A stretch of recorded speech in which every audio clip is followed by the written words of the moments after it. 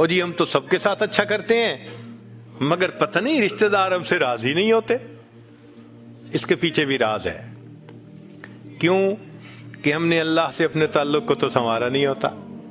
مخلوق سے تعلق کیسے سنورے گا؟ تو فرمایا کہ جو شخص اللہ رب العزت سے اپنے تعلق کو سنوار لیتا ہے اللہ تعالی مخلوق کے ساتھ اس کے تعلق کو سنوار دیتے ہیں. اگر اس کی مثال دیکھنی ہے تو نبی علیہ الصلوۃ والسلام کی مبارک زندگی کو دیکھیے. ایک وہ وقت بھی تھا کہ جب اپنے رشتہ دار نبی علیہ الصلوۃ والسلام کو تکلیف پہنچاتے تھے. آپ بازار میں آگے آگے دعوت کا کام کرتے تھے اور پیچھے آپ کا چچا ابو لہب لوگوں کو کہتا تھا کہ یہ شخص غلط بیانی کر رہا ہے تم اس کی بات مت ماننا. اپنے مخالفت کرتے تھے. ایک وہ وقت بھی تھا. پھر کیا ہوا؟ 10 سال کے ہی عرصے میں حالات نے وہ پلٹا کھایا کہ جب آپ آ کر فاتح مکہ بن کر بیٹھے تو وہی قریش تھے جو قدموں میں آ کر پڑ گئے اور انہوں نے آپ کی غلامی اختیار کر لی.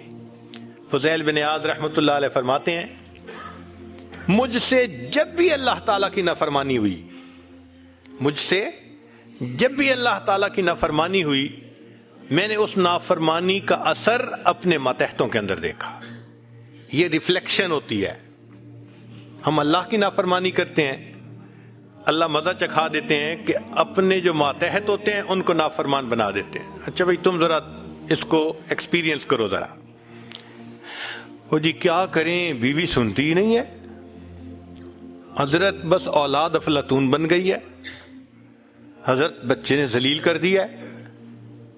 کیوں شکوے ہوتے ہیں ہمیں کہ ہمارے ماتحت ہماری نہیں مانتے جبکہ ہم اپنے آقا کی نہیں مان رہے ہوتے. فرماتے ہیں کہ جب بھی مجھ سے اللہ تعالیٰ کی نافرمانی ہوئی میں نے آزما کے دیکھا یا تو بیوی نے میری نافرمانی کی یا میری اولاد نے میری نافرمانی کی یا میرے نوکروں نے غلاموں نے انہوں نے میری نافرمانی کی یا کم از کم میری سواری کے جانور نے میری نافرمانی کی. یہ ہے عدل کا بدلہ. اپنے آقا کی نافرمانی کریں گے اللہ تعالیٰ ماتحتوں کو نافرمان بنا کر دکھائیں گے.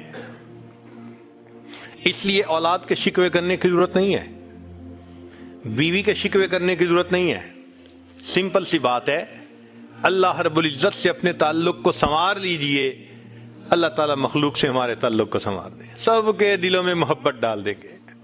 هي الحلقات تحفظني بآيات من القرآن هي الحلقات تملأني بحب المصطفى العدنان هي الحلقات تحفظني بآيات من القرآن هي الحلقات تملأني بحب